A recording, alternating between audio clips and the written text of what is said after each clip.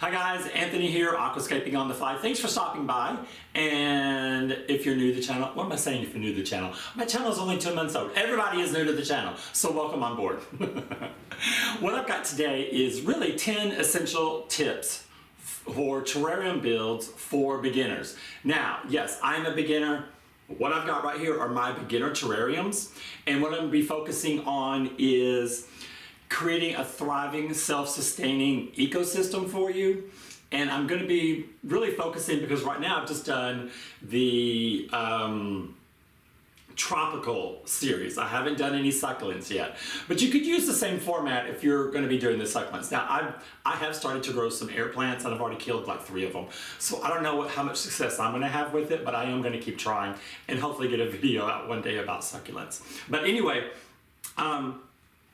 since I am a beginner, I look at this a little differently. I try to kind of like plan things out, and so the terrariums that I have built so far, and because my brain works weird, I have a theme for everything.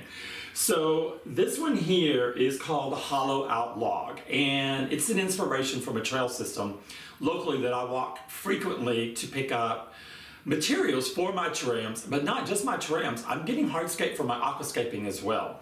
And I have been really, really fortunate to find some cool stuff, so that when I start doing the tank builds, I really don't have to have a lot of cash outlay for the stuff that is very expensive for the hobby.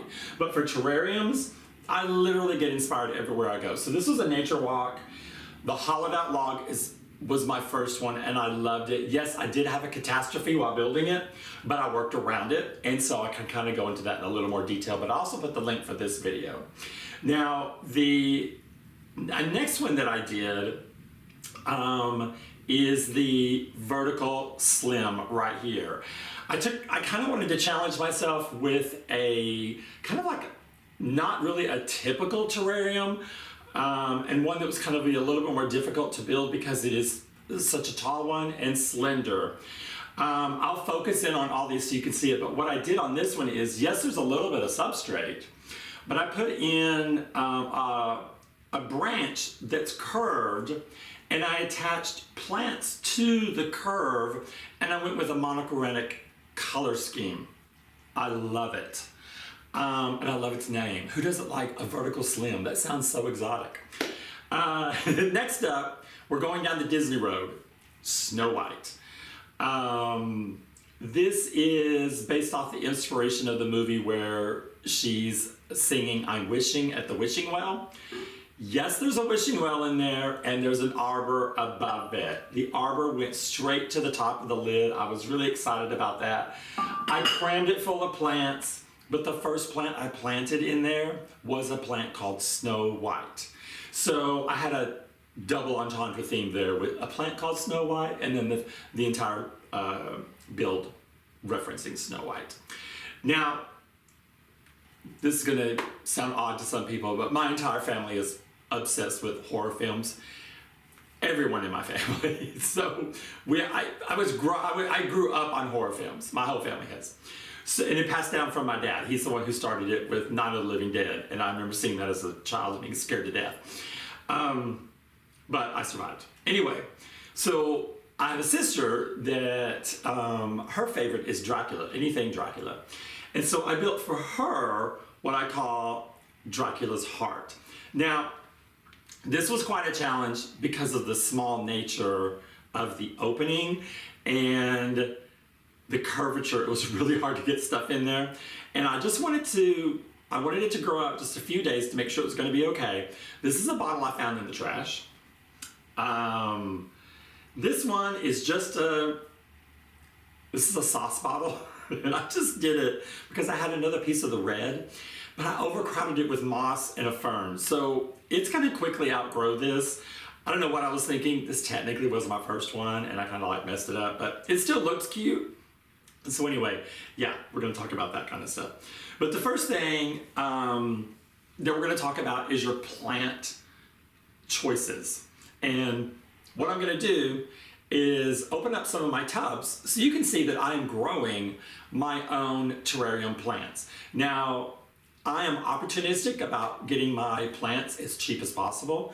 If you're close to Home Depot, Lowe's, or Walmart, they sell a brand called Kusa Farms. Kusa Farms is online. You can order directly from them, but it will be more expensive because you have to pay shipping. And also, I do believe you can get some of their items on Amazon. I think it's better if you have access to one of those stores to go in person. You don't have to worry about hitting one store versus the next because they get their orders all at the same time, and it's pretty much with a little variation. Like Walmart may have the smallest variety, and then Home Depot and Lowe's will have a much larger expanded variety. And this year, the little 3.5-inch pots, which is what I buy, are $6, and I was paying $4 last year. Well, in December, because I bought some in December. So I buy the plant, I bring it home, I split it up like crazy. One plant can get me sometimes 4 and 5 smaller plants off of it. So I put those in smaller little containers, put them in my growing tubs, and that's what I'm going to show you now, so that I always have an inventory of plants. So if I paid anywhere, let's say I paid the $6 for one, the $6 plant I just bought gave me 3 plants. So now it's 2, 2, and 2. And then when those plants grow and divide, then that would come down to maybe 75 cents for a plant. So the more the plant grows and the more you use it, the cheaper it's going, and you're going to get it into a negative price at some point. And that's what you really want to be. You want to be able to self-sustain your hobby if this is something going forward. Because for me, it's very therapeutic. I love doing the builds. I think it's amazing. I have so much fun, even when something messes up. But also, I like to give them out as like gifts. I did have a guest build on the channel. It was for Valentine's Day, and it was like a couple, and they've never put together a terrarium before. So I'll put a link for that video because I love it.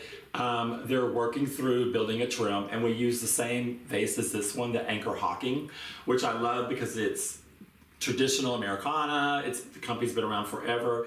They make a beautiful product, and it's affordable. So let me get the camera ready, and I will show you how I have my plants, and you can kind of get an idea of how you could duplicate this as in your location. Now, mindful of the fact that I'm in a tiny little apartment, and I managed to have 3 tubs just for my terrarium plants. So give me a hot second, turn the camera around, and we'll go from there. Okay, so this is actually my studio setup, and let me give you like just a tilt at the top. So at the very top, I just attached some limbs that I found out on my nature walk. The shelf has my first 3 aquarium builds that we're going to be doing for the aquascaping side of the channel, and the lighting is already in them. What I like about it, and hopefully I can give you a close-up, is I'm going with a plant grow lights, but they're ultra slim, and you won't see them in the aquarium. They'll be hidden under yes, I kept the plastic rim at the top because I'm going to use it. And then there's my workstation, and there's the materials you see on that workstation right there, except for the QT cup. That is the stuff I have found in nature that's going to go into the tanks that are right there. So now here is what I am doing. So what I've got under here is just standard shop lights that are on a time. Everything's on a timer.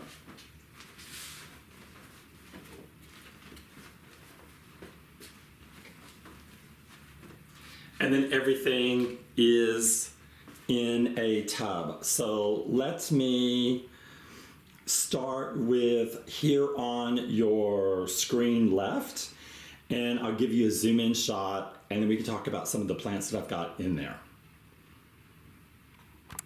Okay, so here's the first tub, and just what I want to point out is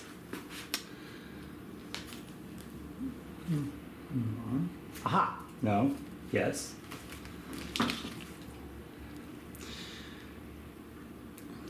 Like this plant I just purchased. This was $4 on sale. So here's the pot it came in. Normally what I do is And here's the other plant that I just bought. Now I bought one, it had 3 in it. So this is another one, and this one I'll let grow out.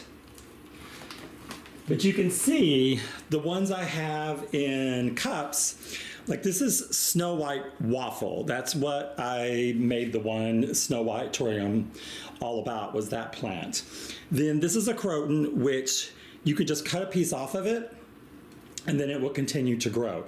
So that basically is your mother plant, and I've got a couple more of those. Rattlesnake is one of the best ones because it just grows like crazy, and I think it is gorgeous when it thickens up like this. Now there's like 3 in this one, and I have more. A begonia right here, I think it's called Rex. This, it might be a little bit too big for a lot of terrariums. The leaves, I've got one of these in Kong, my Skull Island. You can see right here how big the leaves can get. I have some in there in Kong that are even larger than this, and they do tend to block out other light. I think this is, I think it's Mystery or Majestic. I think it's called Mystery. I love it because it kind of resembles a palm tree, but it's a purple variety of it. And then this would be, I think, is an arrowhead variety. So now you can tell where, especially this one, I've got 3 of these. I've already planted some in a terrarium. The rattlesnake, I started with 5, and now I've got at least still 5 because they grow like crazy. The purple one here, I think is a Mystery. I just cut a piece of it off. So I have 3 growing in here. I've got other ones, but literally I can just cut a top off of one of them because you can see it just branches out. It's got 3 branches on this one plant. And then I just put those into the terrarium. And one thing I do want to talk about for your terrarium safety of your plants in your growth chambers like this, the tubs that I started out with is just like this. Lid comes in, snaps down, but look, it's not a closed system. Bugs will get in there. So what I have done, and this is totally a low-tech solution, but it works. You see this packing material? This is what comes in like a lot of my Amazon stuff. It comes in like, you'll see this like in a sheet. And I cut it up. I'm just going to show you right now how it works.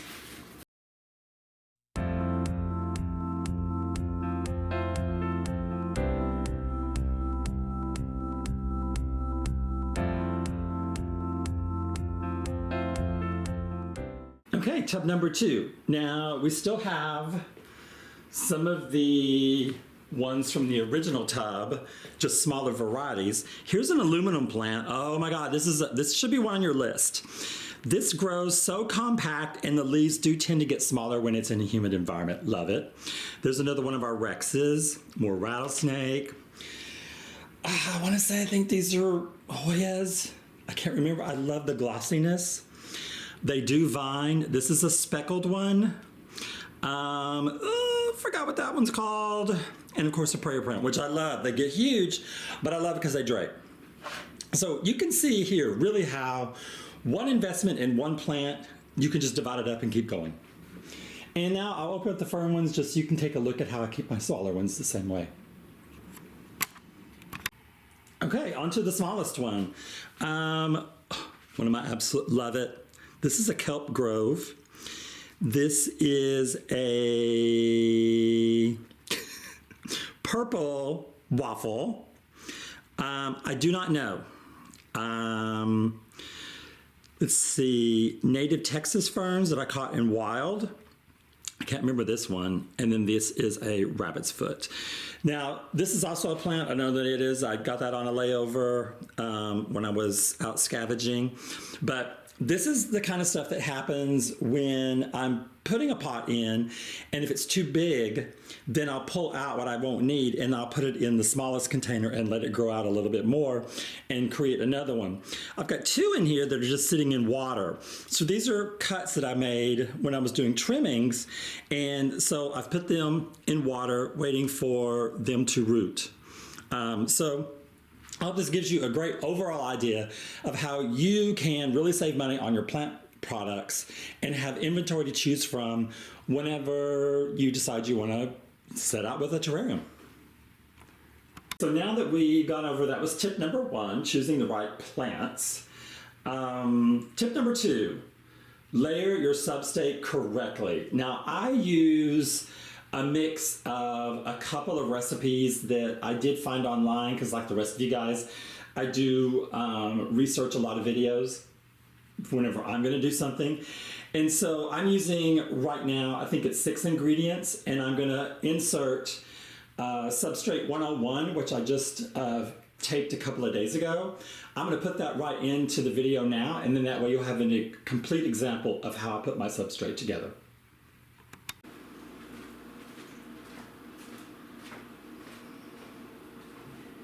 Hi guys, welcome to Substrate 101. Here we're going to cover the basics. What I'm going to start with, so I've got all my ingredients sitting out here, what we got going right now. What I'm going to start with first though is security of your substrate from bugs and pests. Now, it's kind of so much easier that when you make up a batch of soil, that you make up enough that if you're going to keep creating terrariums, or if, like in my case, I grow my terrarium plants out, I grow my house plants out, I am growing moss and outside plants that I collect in the wild in terrarium, not terrarium tubs, but sealed tubs. And then I'm also growing aquatic plants in immersed soil in sealed tubs in a humid condition. So I've got this going not only into my terrariums, but my tubs for my house plants, my tubs for my terrarium plants, and then also my wild plants and moss that I collect in nature, and then for my aquatic plants that I'm growing in soil. So I wanted one recipe across the board, and I'm having really good luck with it. So this kind of works for me. There's always a different recipe out there. Take it for what you will. Give it a try. If it doesn't work for you, try something else. But as far as keeping it secure, let's talk about the container. Now, this is a tub, and it has the handle so it doesn't close. The downside is this does not have a seal. And I can tell you from 100% fact that gnats, if you get them into your area where you're keeping your soil, they will find their way in here because they're not originally sealed. So they can just skimmy on inside there, lay the eggs, escape, live out their life cycle, and then you've got an endless supply of gnats, which is what you do not want. Because once they get into something, it's impossible to get them out of it. I mean, it truly is. And don't get me started on the apple cider vinegar thing, that's useless. So what I did was, this is packing material that I put in around the lid. I cut it in strips, put it on top of the tub, and then to put the lid on top of that. Then when you close it, it is airtight. That's the beauty of this. So even if you have tubs like this and you want to use them, and also another benefit, it makes it more of a humid environment if you're growing something in the tubs. But that will keep the gnats from getting into your soil. So another important thing is, when you're mixing your ingredients up, if you've got a gnat inside the location, you watch it like a hawk, because you don't want it getting into anything and contaminate it while you've got your back turned and you're putting your components together. So that's kind of that, I'll put that out there. So for me, my substrate drainage layer is going to be my pea gravel. And my least expensive place to get pea gravel right now is Home Depot. And so I just keep a 5-gallon bag of that around. I wash it, drain it, so therefore it gets any debris that's on it, because it is quite dirty in the bag. Now, as far as my recipe, again, I didn't come up with this. I kind of stole it off a few other websites, but I like it. I'm doing what's called a 2-part 1. So, sorry, faucet. The 2-part means any container. So this could be a cup, it could be a bowl, it could be a gallon jug, whatever you're using. That just knows that you got 2 scoops, 2 cups, 2 bowls, 2 gallons of sphagnum moss, and I'm using the 1 ratio for everything else. There's some out there that will go as low as like half of that. That's just up to you. For me, it's easier. I just automatically know in my head, 2, 1. And I bought these bowls on purpose so that when I dole it all out, I know everything is even, and I can just go from there. But the first thing you've got is the cocoa fiber. And what I like about this is a beautiful color. And sometimes if I'm not going to top it off, I may use a little bit more cocoa fiber because it really brightens up the top layer, especially if you're going to put moss and stuff around there, and it really, really bangs off of that. It's really cool. If you're doing springtails or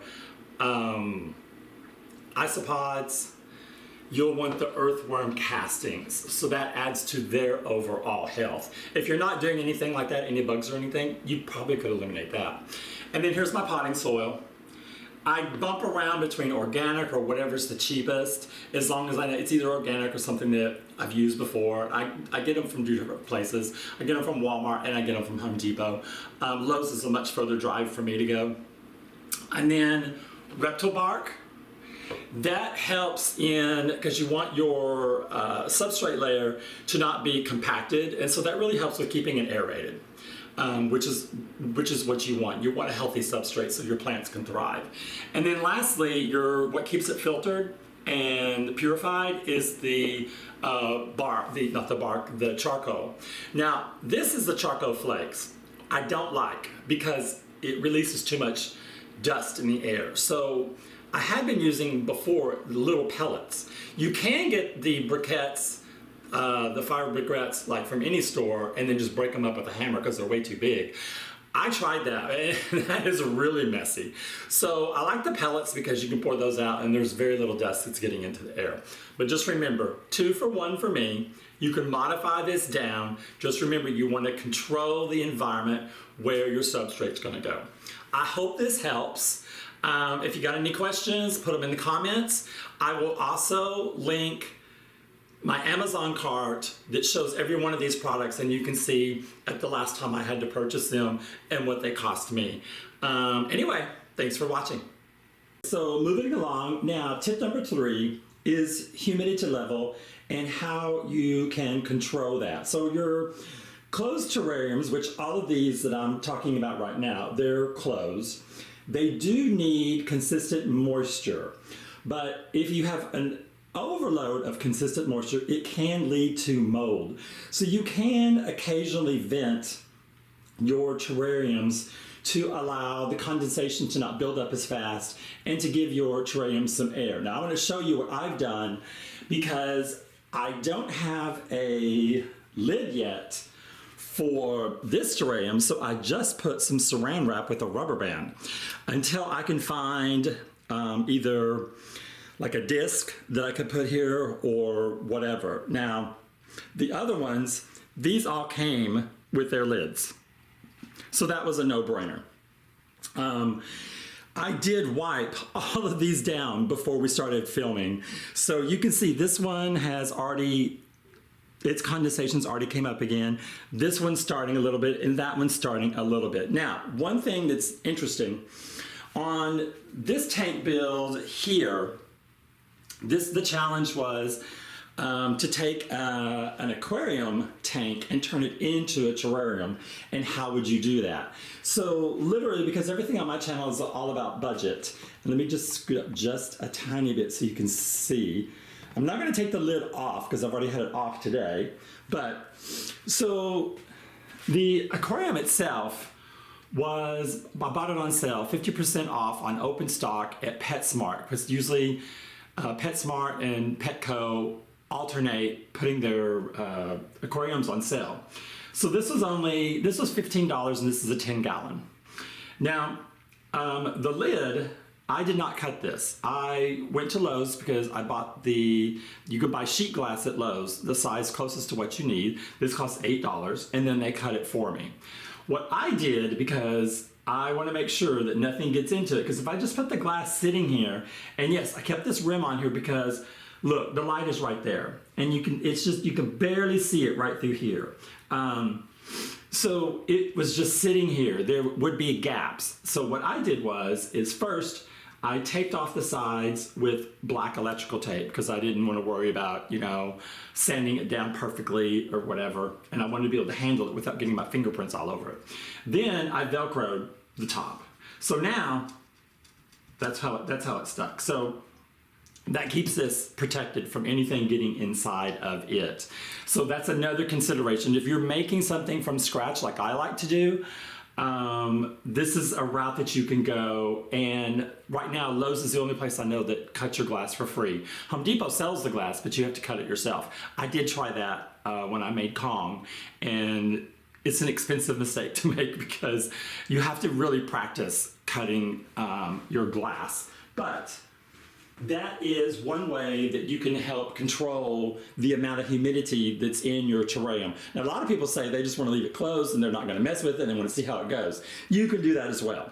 It's really your choice. But when we're starting out, these are like really cool projects for us, and we're like really into it. We like to see what's going on.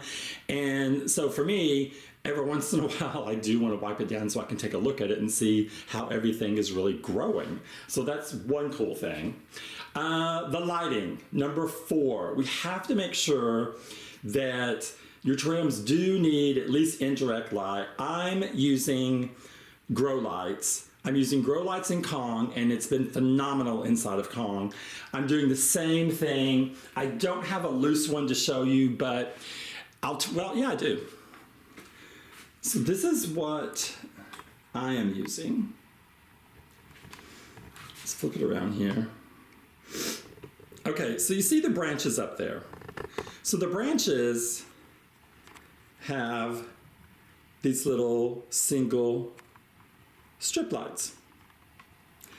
And you can actually, they're connected to each other. So you can connect with one, and they have their own little timer. So, and it has 3 timer settings, and it has 4 lighting schemes. So you can change the volume of the lighting, so it's really great because, especially for those of us that are new into the hobby, and right now when you first plant something, if you're kind of sparse on your plants and you want to not, burn it or whatever, then you got the option of toning the lighting down. So let me give you a quick demonstration on this one.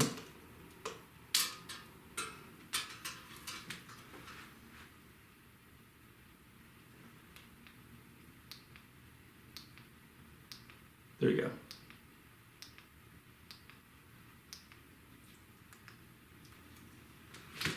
So it's fully adjustable and customizable, and if I remember, I'll make sure I put a link on my Amazon cart, because I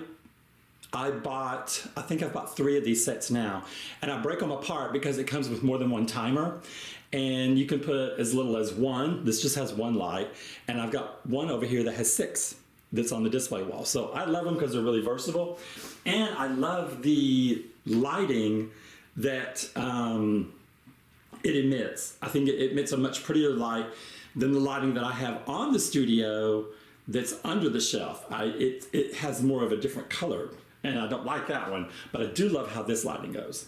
Okay, so number 5. Oh my God, this is so me. Avoid overwatering. Oh my gosh. Okay, so yes, I always think there needs to be more watering. Really, rule of thumb is you just want the moisture to get right down into here. You don't want all that to get wet. But you can tell your humidity is all down in there already, so you really don't have to worry about it. I spray these once when I make it, and then I've not touched them. So I want them to be healthy. So that is my don't do what I do, because I did overwater Kong. But you're not going to see Kong today because he's not ready. He's not prepared. Okay, number 6, prune and maintain your growth, because they can grow out of the space. And I've already seen that happen in Kong. I have had to control that one.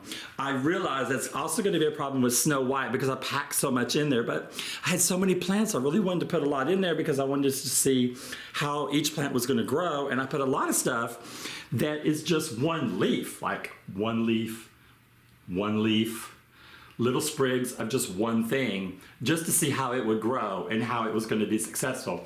Now, in Vertical Slim, I have one plant that's right here at the top, so it's not going to be able to get very big at all because it's already going to be poking out the top, unless I get a lid that has like a dome or something on it. That one. So yeah, so pruning, but to me that part's fun. You get to get in there and play with it. So number 7 is preventing the mold and pests. We've already talked about gnats.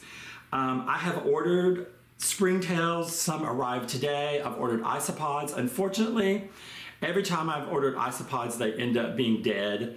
So, but I've got springtails that I'm trying to grow out in their culture to put them into all the scapes.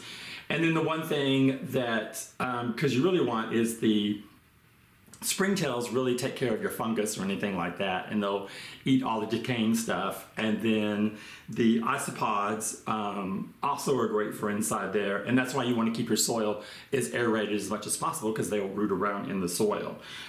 So yes, the springtails are so much easier. You can just keep a plastic container that's airtight, put a little moisture with some charcoal, and then they'll thrive in there. You just feed them a little bit, and it takes maybe 20 to 30 days until you'll start, their population will self-regulate, which is nice. So you put them in a new enclosure. If they're having a lot of issues, they'll immediately increase their population to take care of the problem, which I think is amazing. They did the work for us.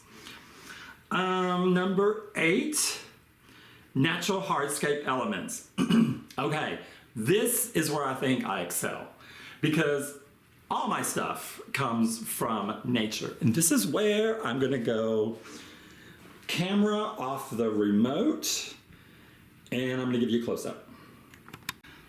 Okay, so here we are in the hollowed out log. Now, you can see that's my front and foremost. That is my version of a hollow out log. But look, right here, I've got some cool mushrooms that I picked up on one of my layovers. And then back in here, some moss on a rock, more stuff back in there, more wood back in there. And here is the really close-up of the front view. So here you can see the log from the side. It is a very thin one. It did hold water, but the water evaporates super, super fast. And then you can kind of see a little bit better. And I wiped this down and it's already foggy inside there. There's my mushrooms. Those are growing on a tree. I think they're amazing. I love them. And then I coordinated it with rocks that had the same color theme. So for me, and in this, my moss is all moss I collect out in nature. This little plant right in front, right there, that was in nature. The moss is in nature. This corner one, little fern there, that was in nature. A lot of the stuff comes from nature. There's this little thing down there. It looks like a little lily pad. Nature. More lily pads. Nature. I try to get as much as I can from nature. I really, really do. And then I stuck, oh, well, it's too humid on this side. I can't see. But I was going to say, there's one of my damaged snow whites right there in the corner. I'm trying to see if it'll grow. And then, of course, the prayer plant, which is, oh, I think it looks beautiful. The coloring, I think, is amazing. Now, let's get to Snow White. There is here's back up. Back up. Here's the arbor. It is really hard to see, I know. But the arbor is in there and it's anchored by rocks. And then there's the wishing well. And the wishing well has aqua plants in it. There's some floaters, and then there's one, I forgot what it's called, but these are native to the waters here in Texas. And then I also put some grass that was out growing in moss. And then there's just a ton. I didn't have room for the wood structures that I wanted because I put so much in there, because so much emphasis was on the arch itself. So that gives you an idea of that. Now in Vertical Slim,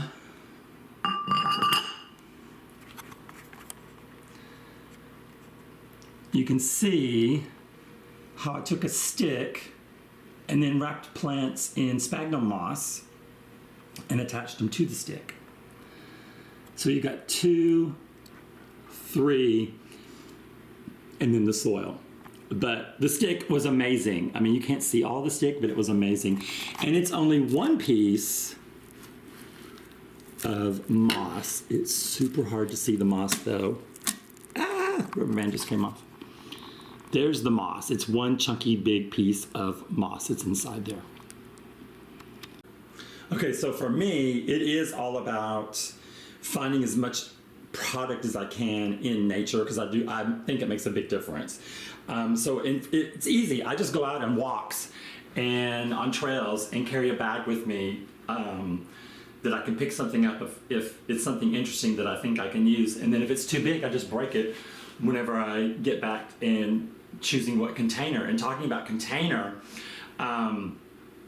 really and truly for what we've been talking about, that's kind of like a no-brainer. You want to make sure that it has some type of a lid that can hold the moisture, and glass, of course, for the best visibility. I've seen some that are plexiglass.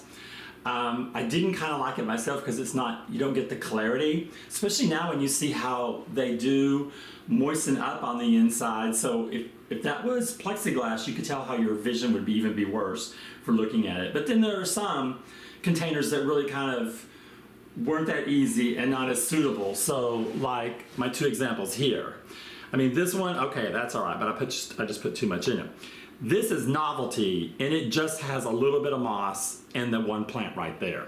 But I was not able to get a rock, a piece of stick, or anything in there because that is so tiny. And I do have something that I do want to show you as an idea. Okay, so hear me out on this. This I found. It was coated in this blue seal around it, and I couldn't get it off of here. So it has a nice opening. It's already sitting on a slope, so I think it'll be I think I'm going to build my own personal favorite inside this one. Now, this is, because I eat olives, this is an olive jar, and I think that could be interesting. Yes, it does have a metal top on it, and that one does have a cork that you can't see through. I'm not worried about that because I think the lighting is going to be bright enough. And then, okay, so I was at Walmart, and these are Madonna candles, but they're the tiny, tiny ones. They're on sale for 50 cents. Oh, let me tell you the hardship of how let me just tell you right now, the easiest way to get wax out of a glass container, put it upside down in a pan, in your oven, and let it melt. But then you're still gonna have to clean that sucker. The glass is not that great. It's got a lot of bubbles in it, but I have 3 of these, and I literally was thinking about laying them down and turning them into a pyramid and doing something symmetrical in them to make something that, was kind of cool. So that is my plug for get what you have around the house. And I think I kind of have done my builds with what I have around the house. But that's literally like the first 2. Those are bottles I already had. These other ones I've found either in the trash or something I've already used that I just don't want to throw away now that I'm into the hobby. I want to find creative ways to use it. And to me, that just makes it, kind of fun. So really, number 10 is to be patient and let things grow. Oh my God, I am the worst at that. I am absolutely the worst at it because I'm always wanting to mess with it. So, and that's the reason why I put Velcro on here. I have to think about it if I want to open this one up. But I really hope this helps you guys. And that if you get as much fun out of the hobby as I am with doing the terrariums and being new in it. Because for me, it's super relaxing, therapeutic. I'm in the zone. I'm focusing what I'm doing. I usually always have a theme or a concept that I want to play with. Sometimes, and I'll do a video on it, like Snow White. She's got no views because nobody wants to see a terrarium based on a 1930s, I think it was, movie of Snow White singing at the wishing well. But for me, they're fun. So even for me, the video part is fun. I love doing the video part of it and talking about it. So thanks for hanging out, and I wish you all the success. Please leave me some comments about what you thought about the build, thought about the top 10, and we'll take it from there. Thanks, guys.